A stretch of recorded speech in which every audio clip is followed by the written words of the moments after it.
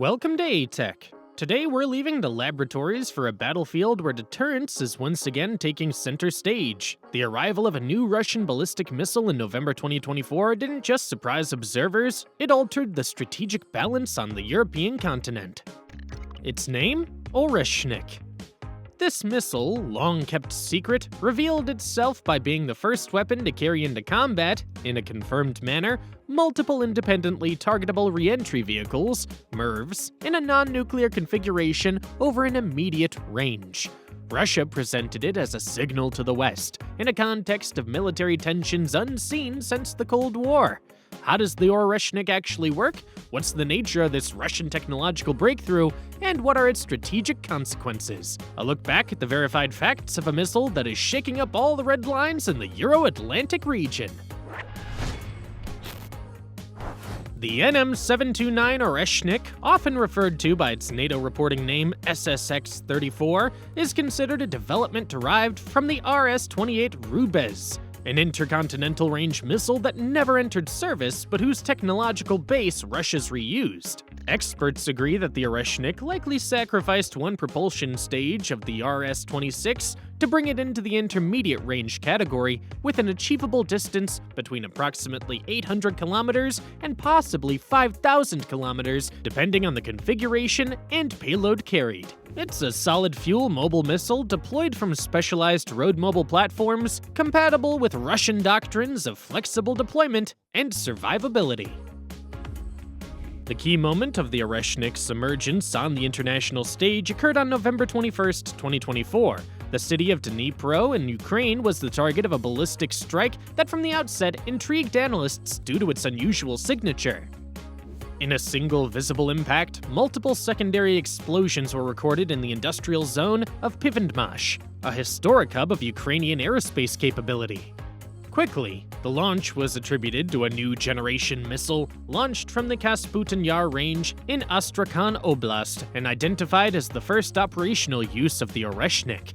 The attack lasted nearly 15 minutes from launch, confirming a range of at least 800 kilometers on that ballistic profile. Debris found on site corresponded to a dispenser bus used for the sequential release of multiple payloads. The assessment of Western experts, later relayed by Russia, confirmed that the warheads used were inert or non-explosive, intended primarily to demonstrate the weapon's capability. Among the most telling signals, Moscow formally notified the United States of the launch in advance via nuclear risk notification channels, according to multiple official sources, ruling out any misunderstanding about the non-nuclear nature of the strike. This fits into the strategy of calculated signaling desired by the Kremlin, bringing the issue of intermediate-range missiles, banned until 2019 by the INF Treaty, back to the forefront.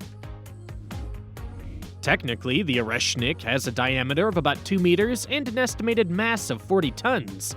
Its two-stage solid-fuel motor allows for mobile use and imposes a tactical signature that's difficult to target pre-launch. The carrier vehicle, derived from the heavy MZKT 79291 chassis or an equivalent version, enables deployment across all of Russia's border territories or those of its partners. The warheads housed on board are assigned to a conventional MIRV, making the Oreshnik the first confirmed weapon of this type in an operational non-nuclear configuration. The throw weight is estimated at over 1,200 kilograms, distributed among up to 6 warheads, each accompanied by an inert, submunitions, or decoys. During the strike on Dnipro, the warheads were not equipped with explosives. The recorded damage, broken rooftops, damaged structures, but absence of massive destruction perfectly aligns with the kinetic penetration. The measured terminal speed reaches up to Mach 10 or even Mach 11 throughout the ballistic phase, resulting in significant kinetic force that even inert payloads cause significant structural damage, particularly against industrial infrastructure or airfield runways. The dispenser bus responsible for the sequential release of the warheads onto individual ballistic trajectories utilizes the principle of a post-boost vehicle, offering flexibility and saturation capability. Some sources mention up to 6 submunitions per warhead in recent tests, a figure still debated and not officially confirmed beyond the demonstrative mission. Regarding defensive penetration capabilities, the Oreshnik challenges all classical anti-missile architectures. In the terminal phase, each MIRV warhead is reportedly capable of performing last-minute maneuvers, a modification introduced thanks to small onboard thrusters. This makes interception nearly impossible with current Western ballistic missile defense systems. Neither the American Patriot, nor the European SAMP-T, or even the American Aegis currently offers a proven solution against a missile of this type engaged in saturation and maneuvering. Western reports emphasize that critical European infrastructures, major bases, port areas, or decision-making centers are all exposed to this range and multiple strike capability. Among the established facts, the missile was officially announced as being in service by Russian President Vladimir Putin on August 1, 2025. The first unit was delivered to the Russian forces, and its deployment on Belarusian territory will be completed by the end of 2025. Essential point, this missile's designed from the outset to carry either a conventional payload, kinetic warheads, penetrators, submunitions, decoys, or, as a last resort, a tactical or strategic nuclear warhead, according to Russian employment doctrine. In this sense, it deliberately blurs the distinction between conventional and atomic weaponry. It's precisely the psychological and political function of this weapon that appears decisive upon first use, as highlighted by the Center for Strategic and International Studies.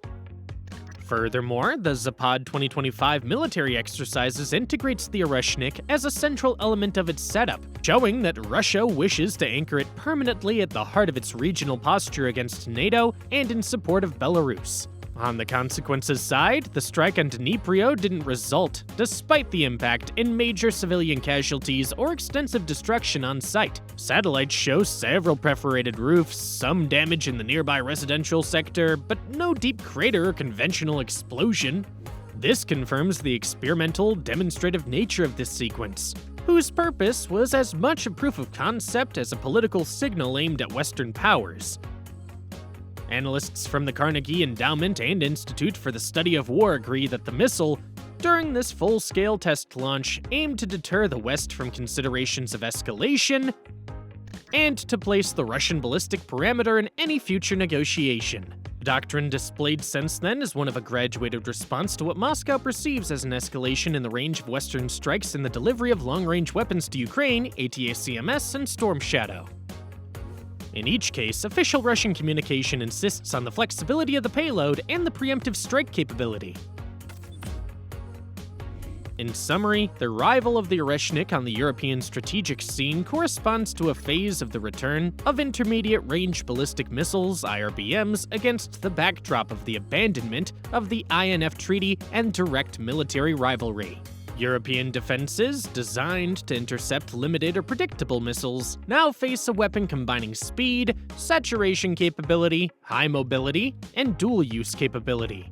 Verified facts at present show that this missile is not yet deployed on a large scale. Only a few units are in service. Their use remains under tight political control, and their long-range ballistic accuracy is not confirmed by heavy losses or major destruction during the first strikes. Nevertheless, it constitutes a major rupture due to the reintroduction into Russian doctrine of a multipolar and hardly predictable threat to European territory.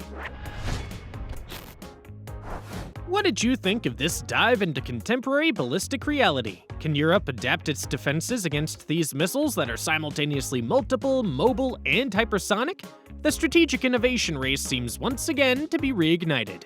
If you found this analysis interesting, feel free to leave a like, hit the bell, and subscribe to the channel to follow our upcoming videos. I'll see you very soon.